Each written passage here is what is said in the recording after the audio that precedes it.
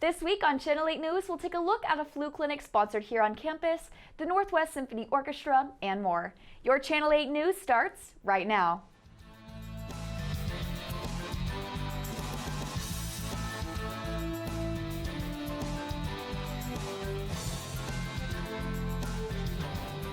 Thank you for tuning in to Channel 8 News. I'm Courtney Rowe. The Wellness Services offers flu shots to students and staff provided by the flu clinics here on campus. Colby Holtman has a story. Flu season is amongst us once again, and citizens across the nation are making sure they get their flu vaccines early, much like the students and faculty here at Northwest who are getting their flu vaccines here at the third floor of the Student Union, courtesy of the Wellness Services Clinic. Now, according to the CDC, there have already been over 124 million doses of the flu vaccine already distributed just this year. And currently, the flu activity for this year is remaining low for the time being. So I decided to go around campus to get people's input of whether they should be getting the flu vaccine or not, and whether it will be effective with the increasing of COVID cases here in Nottoway County. All the recent COVID-19 cases popping up here in Nottoway County, do you believe that the flu vaccine is going to help prevent new COVID cases happening, or is it just going to make the situation even worse? I honestly am not a medical professional. I am a media student, so do not take my word for it. But I think because it is a different strand from the flu, that it should potentially help with the flu situation like it has in the past. I think it's important for you to get your flu vaccine because the flu prevents you from having influenza, and influenza and COVID have the same signs and symptoms. If you would go in and say you didn't get your flu vaccine and you went in and you tested positive for COVID, but really you could just have influenza, that all could be prevented if you get your flu vaccine. There's not 100% saying that if you do get your flu vaccine that it'll increase your chance of getting COVID or decrease it, but I 100% think you should get your flu vaccine.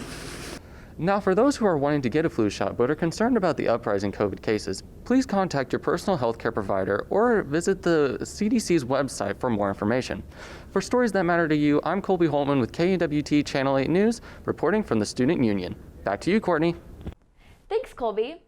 Coronavirus cases are increasing in nearly every state in the U.S., and new research by the Centers for Disease Control and Prevention suggests young adults may be the spark in the new virus hotspots. In today's Health Minute, Mandy Gaither tells us how that revelation could help in the battle against COVID-19. As the number of COVID-19 cases climb in most states, the CDC says it's discovering a pattern. The percentage of positive coronavirus test results start going up among those under 25 about a month before a county is designated as a virus hotspot. Just by looking at someone, you cannot tell if they're infected. Dr. Deborah Birx, a White House Coronavirus Task Force member, says the amount of asymptomatic spread is large. When you start to look at these college data, that may be up to 80% of individuals under 30 are asymptomatic, and we're still getting the data from all of the colleges. CDC researchers say understanding and tracking positive test rates by age group could help public health officials identify future hotspots and better prevent and prepare for a rise in COVID-19 cases. Dr. Birx says it's also important to identify those who are asymptomatic. The way you find that is the way the universities are finding it. Regular testing. And if you wait till people have symptoms, you've waited too long because there's so much asymptomatic spread before that. As temperatures get cooler, Dr. Birx urges everyone to keep their masks on and their guards up. For Health Minute, I'm Mandy Gaither. Hotspot counties were defined as those that had more than 100 cases in the previous 7 days and had experienced increases in cases in the preceding 3 to 7 days. As of Friday, October 15th, there are currently 45 active cases on campus. This is out of 449 total since school started this fall. The number of cases has started to rise again, so remember to be vigilant about your health and others. When we come back, we'll take a look at some more news and events, so don't go away.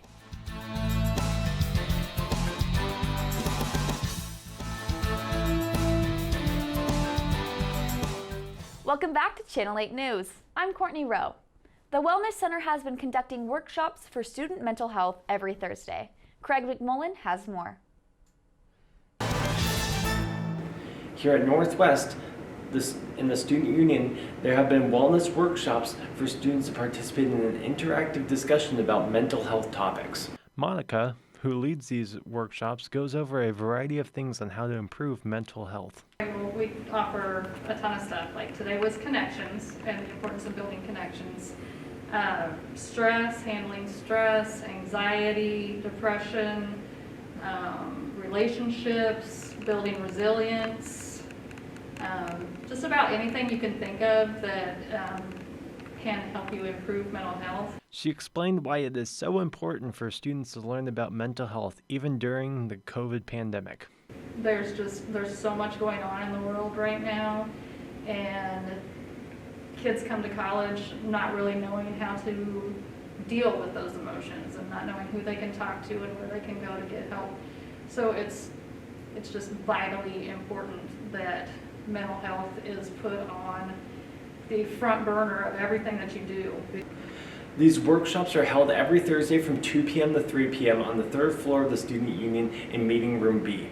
You can find contact information if you go to the Northwest calendar and click on Wellness Workshop. This has been Craig McMullen reporting for Channel 8 News. Thanks, Craig.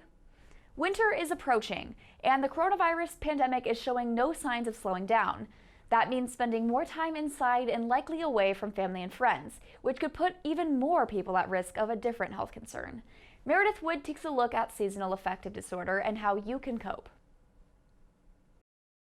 About 5% of Americans suffer from seasonal affective disorder, a depression that is triggered during the late fall and winter months. The lack of sunlight because of shorter days affects the chemicals that regulate mood. People will report feeling sad, but others will more often report feeling irritable or angry. And this year, there is concern that those prone to this depression will be hit harder. We're really seeing an extraordinary year of stressors, right? So it's the pandemic, but it's also the social unrest that's happening. It's all the results from climate change. It's the upcoming presidential election. But there is a way to cope with this depression. Dr. Val Wright, Senior Director at the American Psychological Association, says it starts with having a plan. Things that people can do are to create new traditions, like trying to maximize as much sunlight as you can get, making sure you're doing the things for self-care, like getting enough sleep, eating healthy, staying active.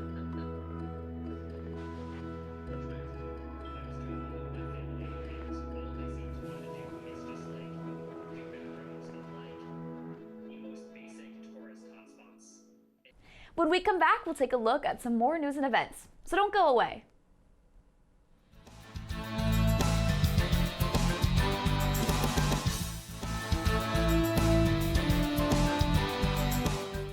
Welcome back to Channel 8 News. I'm Courtney Rowe.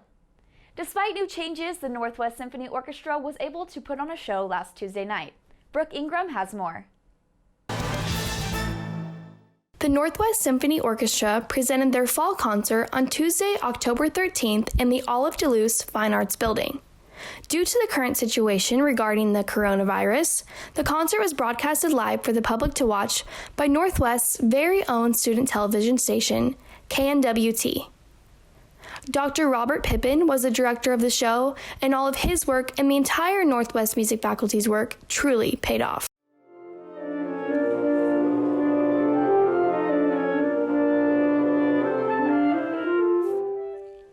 There are several upcoming music events that will take place this fall.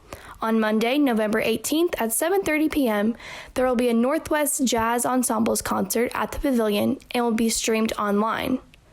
On Thursday, November 19th at 7:30 p.m., there will be a Northwest Symphony Orchestra concert available for online streaming.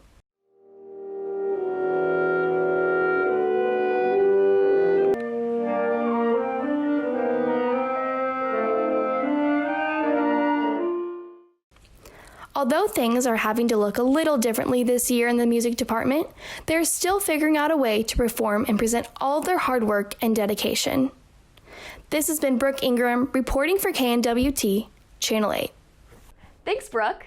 Your next favorite Zoom call may be one that you paid for. This week, Zoom announced a new option for people who want to hold virtual events and charge for them. It's called On Zoom. The video chat platform says, with it, users can grow businesses and reach new audiences. Each On Zoom live stream can have up to 1,000 attendees. If public, your event will be set up in a directory for people to search, and you can even sell tickets to them. For now, the company is not taking a cut of the admission price. On Thursday, October 22nd is Occupy Volk. Just don't do it. Blackface and Cultural Appropriation, presented by Dana Turnus. Sessions are at 7 p.m. every other Thursday in room 118 of Volk Hall. This series will also be live streamed on the Humanities and Social Sciences at Northwest Facebook page. On Wednesday, October 21st, Sigma Society will be hosting a car smash in front of Alberta Hall.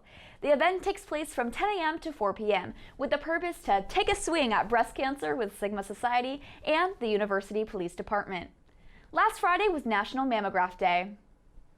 October is Breast Cancer Awareness Month, and the third Friday reminds women to get a mammograph.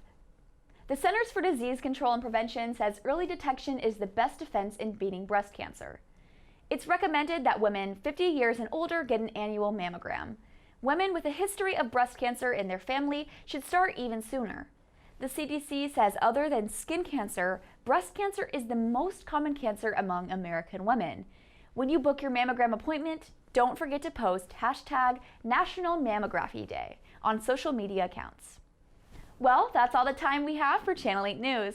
For stories that matter to you, catch Channel 8 News every Monday through Thursday at 6:15 p.m. right here on KNWT Channel 8. From all of us here at Channel 8 News, I'm Courtney Rowe, and have a great night.